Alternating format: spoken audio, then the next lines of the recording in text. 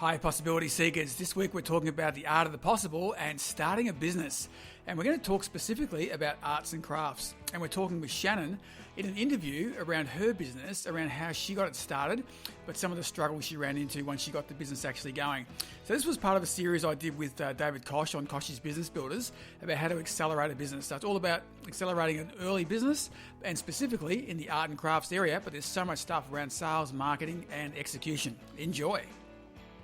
Rob Hartnett from Business Performance International is a sales performance specialist. He's accepted my invitation to help Little Flamingo develop a more proactive sales strategy.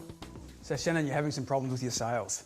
Yes, I get the clients in the door, which is great. They sit down, we go through all the invitations, they pick out a few that they like. I email them through a proposal with all the different details of the invitations they were looking for, and then nothing. The great void. So here's the thing. Get on the phone.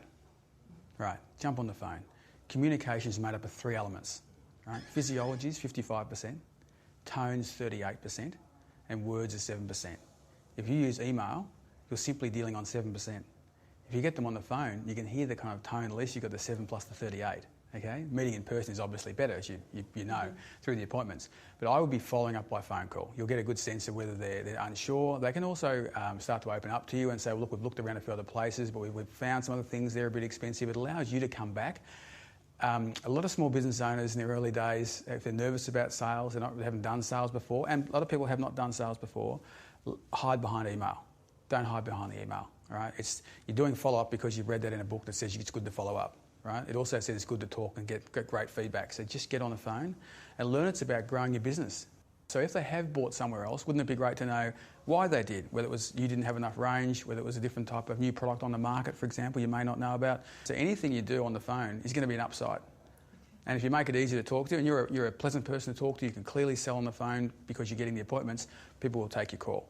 And they'll be happy to help you grow the business, especially if you say to them, hey, I know you might have bought somewhere else, but can you help me in terms of where I'm going with the business? Just like to know what you did. They will always open up. What about when you're doing the appointment, you're actually noting down, I don't know if you've got this, but like something like a template, which is as you're sitting down with them, you're going through all the questions you know as an expert. When is the event on? In other words, when do I have to have all this printed up for? What is my delivery times? What's the quantity we're looking at? Are we looking at just an envelope, an invitation? Are there some other kind of add-ons I can do?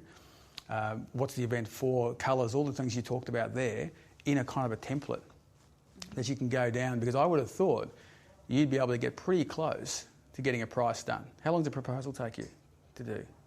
Probably about 5 minutes. Okay, so you've let them go out the door for 5 minutes.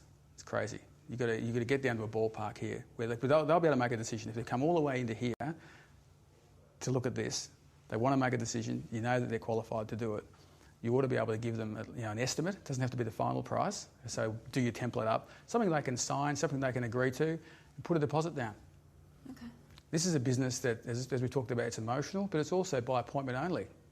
And if we get you built up in terms of your profile and you're on the website and you're the expert, well, there's lots of people who want to come and see Shannon. It's like to the client, get in line here. We need to go and do this. After the break, how business alliances and referral networks can help drive more business. I've seen some organisations remove their paper advertising because they thought it was all coming from Google, and really one of the kind of catalysts for people going to Google was actually the press advertising.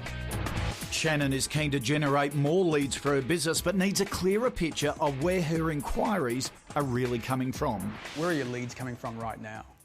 Most of my leads are coming from either organic Google searches or through local directories, web directories. Okay.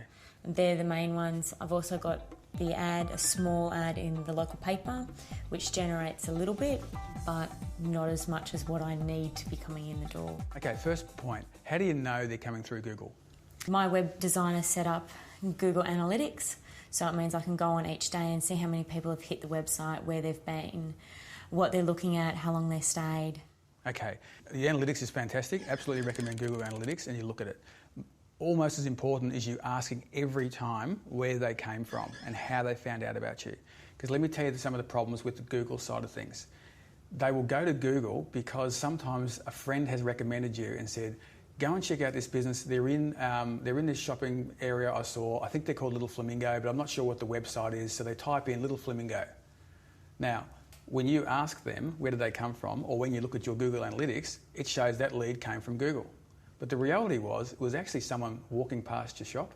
It was someone in a network. It could have been out of a local paper, for example. So finding out that is really important, because I've seen some organisations remove their paper advertising because they thought it was all coming from Google, and really one of the kind of catalysts for people going to Google was actually the press advertising. So just ask those questions when you're coming along. Okay. One of the areas I've got for you, though, is the volume of leads you've got coming through. Are you happy with the volume you've got now? Definitely not. I definitely need more leads. Okay. I think it's really one of the most important phases of a startup business is in your lead generation. It's what we term under the heading entrepreneurial marketing, which is very different than normal corporate marketing. We're talking about leads and we're talking about sales. Mm-hmm. So one of the great areas I think you can add a lot of value to your lead generation is to actually start giving away some of your expertise. I would have on your website just something like a 3 or 4 page, even bullet pointed type PDF document, the guide to event stationery, written by you, and they can just download it for free. They have to give an email address, for example, to download it. That's no problem. People will do that these days. They'll give you an email address as long as you're giving them something back and get to download it. That all of a sudden makes them you become a trusted advisor, and all of a sudden they're more qualified when they come to talk to you, because you know, and with all your Google Analytics and all the work you do on your website, you'll know how many have downloaded. You'll also know who they were because you've got the email address. So you see, you're going to get more leads, more qualification, allows you to stay in touch as well. So if you have some additional new products you bring on the range, you can email out to the database. So I think that would be a really big winner for you to do. In that lead generation side, I would suggest talking to your web developers and see whether you can actually secure a domain name for that guide. So it might be called, the guide to eventstationery.com.au. So people can click on that, go to it, and then connect into your site. Helps with your search rankings, and it'll help with your lead generation as well. Okay. That makes sense. The big day has finally arrived. Time for me to find out if Shannon thought a visit from our experts was a special occasion. Hello, David. How are you? Good to see you. Good to see you again. Welcome. Oh, you've got a smile on your face. Yes, of course. You're looking confident. A lot more confident now. Now, have you become a sales fiend after spending time with Rob? I've been working on my confidence levels with clients, so they feel a lot more comfortable with me. I've also been doing some networking with some other businesses. Oh, that's good. How are you finding that? Good. Very nerve-wracking at first, but I'm getting there step by step. Now, what about the art of closing a sale? It's been quite difficult for me, but I'm still working on it. Right. I now have, rather than just sending them off and telling them I'll email them a proposal, I've got an order form, as Rob suggested, straight in front of me so I can fill it out as we go along. So. Oh, that's fantastic. So you feel a new woman? Definitely. Inspired? Inspired and ready to go. Excellent. All right, we'll keep checking back on you. Thank you so much. This podcast is a part of the C-Suite Radio Network. For more top business podcasts, visit c-suiteradio.com.